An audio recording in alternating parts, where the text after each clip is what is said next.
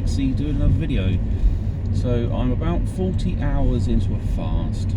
Now sometimes do 24-hour fasts. Where's that going to go? It's fine. So it's not uncommon, but I'm pushing it a bit more now. This is like the new me. That's what I'm looking at, doing some stuff to improve myself really, and it does take a lot of discipline. And it's just getting that mindset. I need to do this, I need to do this, and get it done. Why is this car going so slow? It's incredibly slow. Yeah, it's like 25 miles an hour down 50 mile an hour road. I'm not going to overtake, it's dangerous. So yeah, I'm doing this like fasting and see how it goes. And I've got this sort of upswing model of it, I kind of think of it as, and that's because it's going to use the metabolism around exercise as well. So I'm not going to exercise while I'm fasting. I'm just going to do day-to-day stuff, and so I'm not going to monitor it. I might also have something spare in there just in case. It's not me that's going so bloody slow. This car right up my arse. It's the bloke in front of me. I can't overtake him.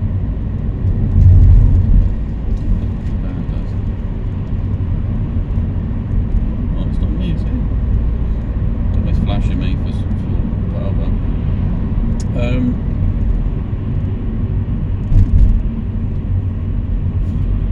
Not much you can do when you've got a bloody car like that. So anyway, back to where I was coming at, is that use the upswing on the metabolism. So if I fast for 3 days, I fast for 4 days. We do that, and then during the eating window, I do exercise around that. Exactly, this van's like, yeah, why don't you go quick, why don't you quick? It's not me, it's that bloody bloke in front of me. I'll beep him. It's because when you're in sometimes an unfamiliar area, you can act a bit weird like that. So, anyway, back to fasting. I keep slipping into other things. So use that, use the fasting, drop some weight, blood pressure tablets. I want to really get off them, so the only way to do that is get the weight down and then monitor the behaviour of that. And also there's some other effects it can have on the body, such as dry tear ducts, which isn't good if you wear contact lenses and things like that. I like this morning, I woke up in the middle of the night with dry eyes, and I had to put some eye drops in, just to sort of counter the effect of it. So I want to keep my eyes healthy. I have got some contacts now on prescription. I don't know why I necessarily want them direct debit, but at least I've got them, and I can sort of integrate the use of glasses and using them and vary it a bit.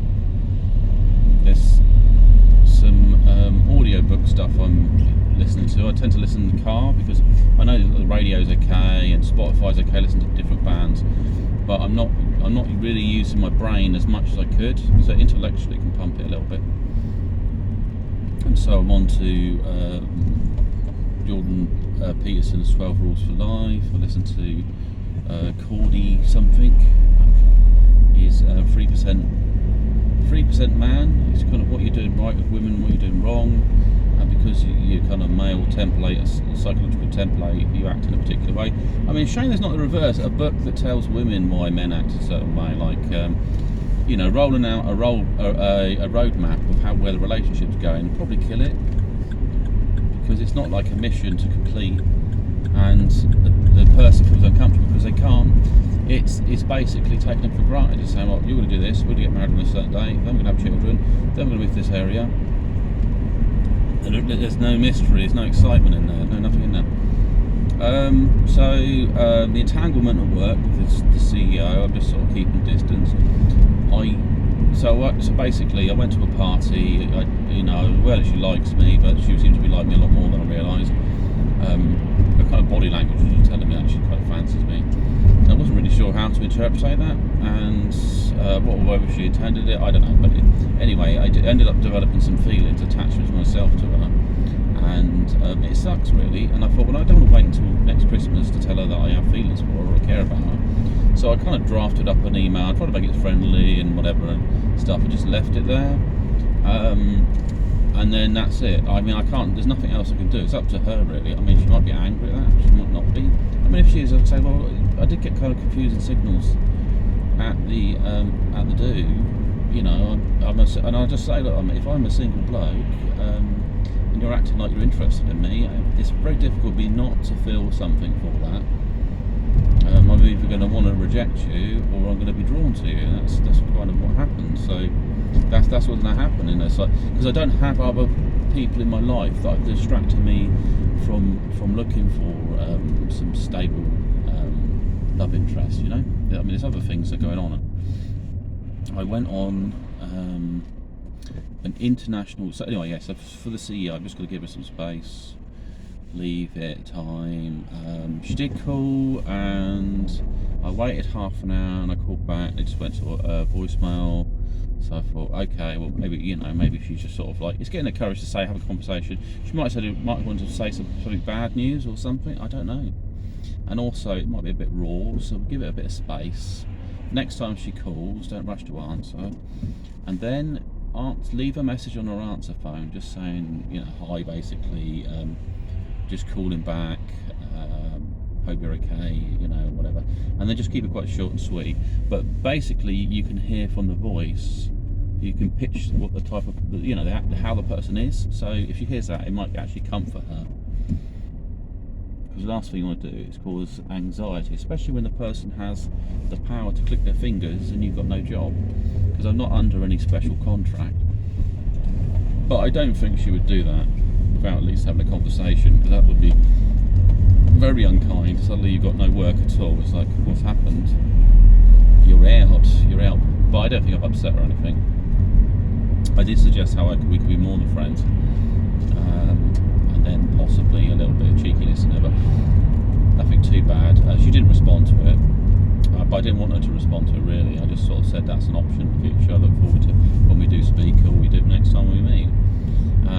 Only thing is, if I go to the next year's Christmas party, based on the conduct or whatever happens in the conversations, if she doesn't call me all year round, then it might be a bit complicated. So I'm going to have to pull right back from that and just like, you know,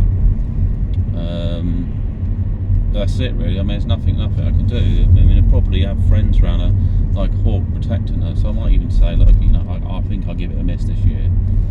And it's a shame really, because there's potential for so much there. It's not quite correct unless we have conversations about some stuff. Then we're just floating, orbiting, and we're not really going direction. And also, she's got to decide what she wants in her own personal life.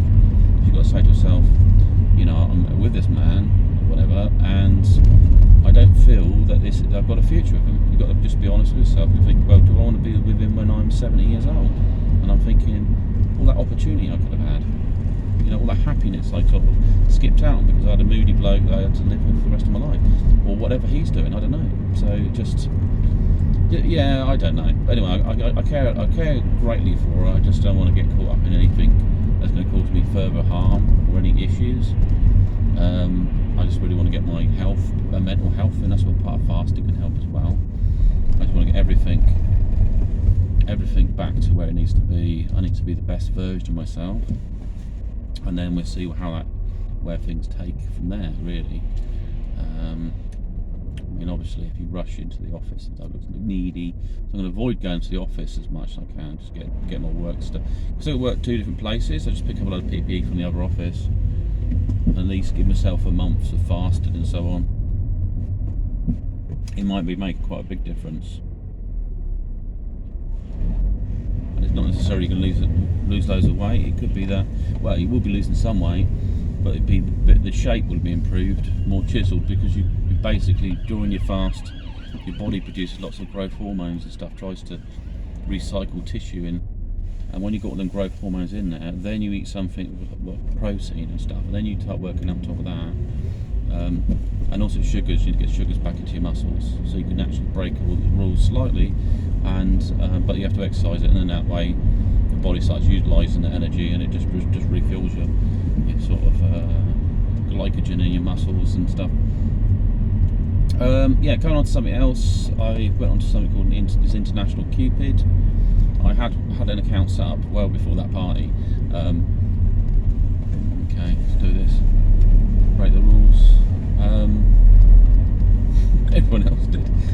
vehicle. I had to go to the bus lane and back out and then back into a normal. Now it's a normal lane. Anyway, so I had this thing on this International Cupid, and I've had it for a while. And I just thought it's probably a load of rubbish, but I've had about 500 and something messages from women. There's a few from women, but also I'm getting hit by a lot of people from Africa, and they're quite attractive. Yeah, it's kind of a mixture really, because it's sort of like, well, it's not really the race I'd go for. It's not because I've got issues with any sort of thing. It's just basically a biological interest. I think if they match certain features and frame, like you might want more narrow hips. But I mean, there are a range of different people anyway. I mean, it's the same for different countries. It might be they might be a bit short. I mean, they're not quite nice, but I think it's a bit short. So it's finding what matches in my 10% range. That's what I really need to look at, because a lot of guys are quite happy to settle in a kind of broader range. But if I push it right up, so I'm looking at someone who looks like a model, very attractive fit, and also you think to yourself, you know, if they've got a certain frame to their body, they potentially could put on a hell of a lot of weight, which simply sounds awful, but you might see that they look okay at the moment, but is it going to improve with age? And to be honest, probably not. It's men that are meant to improve with age, but then it's coming back to doing fasting, doing things that are actually pushing up. Otherwise, they're just going to have big belly fat. It's less attractive to women, so I need to get myself. I mean, I have to be realistic. And also financially, there's other things that find you attractive, a certain amount of security you bring on board.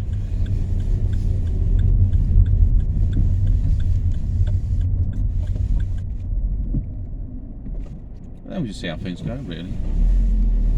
Just keep pumping the audio books, which I listen to the car, it helps. And see where it goes. Some message come up on my phone. I've also got to sort my car out. Some bloody damage to the car I've got to sort